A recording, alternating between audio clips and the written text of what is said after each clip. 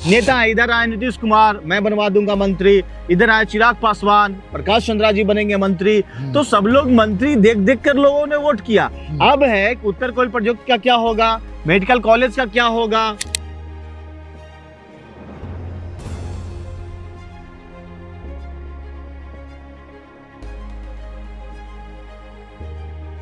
जी नमस्कार दोस्तों, मैं हूं चंदन भारती और हमारे साथ सहयोगी पत्रकार चितरंजन कुमार हैं।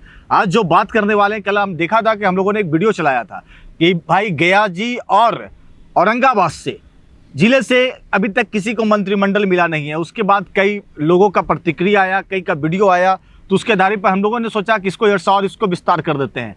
तो देखिए, जो कल जो हुआ था चितरंजन, कल जो हम लोगों ने वीडियो किया था कि 6 विधानसभा है औरंगाबाद में, जिसमें 5 जीती हुई है एनडीए जी, जिसमें जहां औरंगाबाद की बात की जाए, सदर की बात की जाए, तो त्रिविक्रम नारायण सिंह जी और प्रकाश चंद्रा जी, जो कि ओबरा से बहुत कड़ा टक्कर।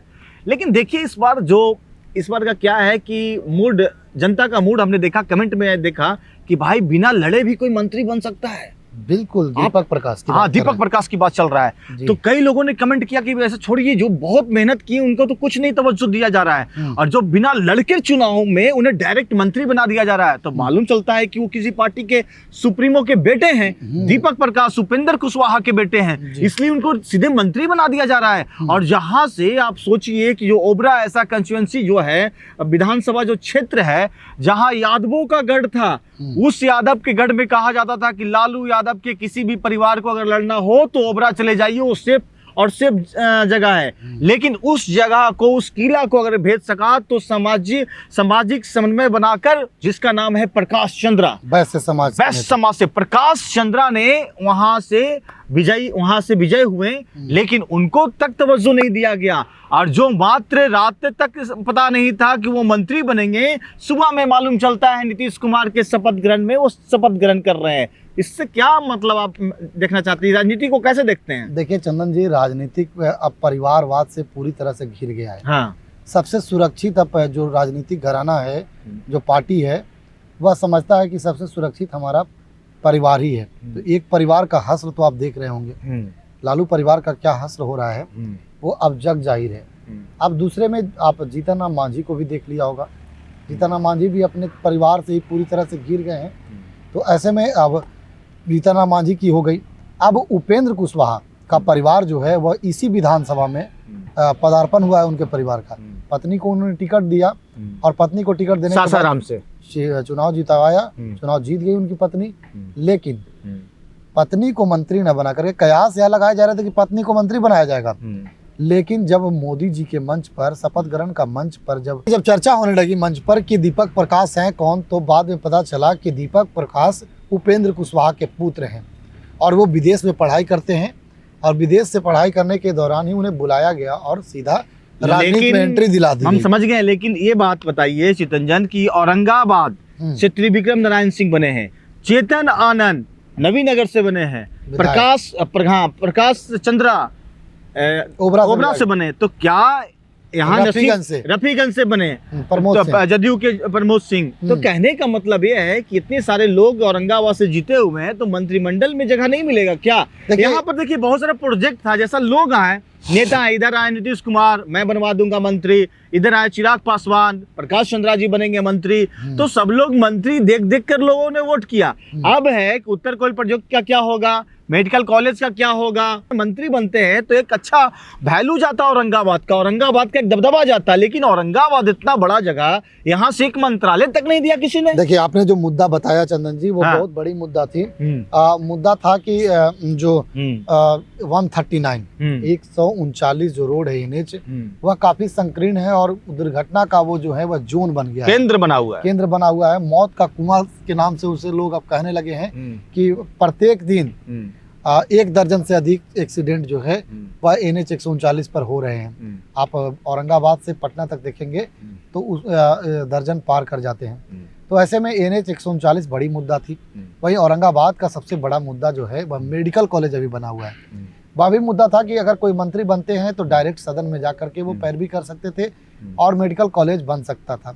एक मुद्दा है उत्तर कोयल नहर, जो अब उत्तर कोयल नहर अब अंतिम चरण में है, उस पर काम चल रहा है और उसका जो लेआउट जो है पूरी तरह से हो चुका है, सब कुछ हो चुका है, पक्कीकरण मेड़ को किया जा रहा है। तो ये 3 मुद्दा जो थे औरंगाबाद का अहम था। तो जब संभावना था कि मंत्री अगर बना दिया जाता है तो ये तीनों मुद्दों पर विस्तार से लोग जा करके सदन में रखेंगे, सरकार में अपनी पक्ष को रखेंगे। लेकिन विधायक भी इस पक्ष को रख सकते हैं चंदन जी, और ऐसा नहीं है कि लेकिन एक मैसेजिंग मंत्री क्लियर नहीं। हाँ, एक बात है कि मंत्री नहीं बनाएगा तो अभी मंत्रिमंडल का विस्तार होना बाकी है चंदन जी, थोड़ा सा संयम रखना होगा। जैसे देखिए कल भाजपा के प्रवक्ता से हमने पिछले वीडियो में एक इंटरव्यू किया तो उन्होंने साफ तौर पर कहा कि देखिए चितरंजन जी, अभी मंत्रिमंडल का गठन हुआ है, सरकार की गठन हुई है, मंत्रिमंडल का विस्तार होगा, 35 से 37 मंत्री इस बार बनेंगे, तो अभी और मंत्री बनेंगे तो उसमें औरंगाबाद को इस बार प्रायोरिटी दिया जाएगा। देखिए लोगों में खींच इस बात की है कि जिससे गया हो या औरंगाबाद हो, दोनों मुख्य, देखिए तो सांस्कृतिक तौर पर गया राजधानी रही है बिहार की जी, और वहां से किसी को अभी तक मंत्रिमंडल में नहीं शामिल करना, सिर्फ एक व्यक्ति को शामिल करना, वो भी परिवारवाद से जुड़े हुए हैं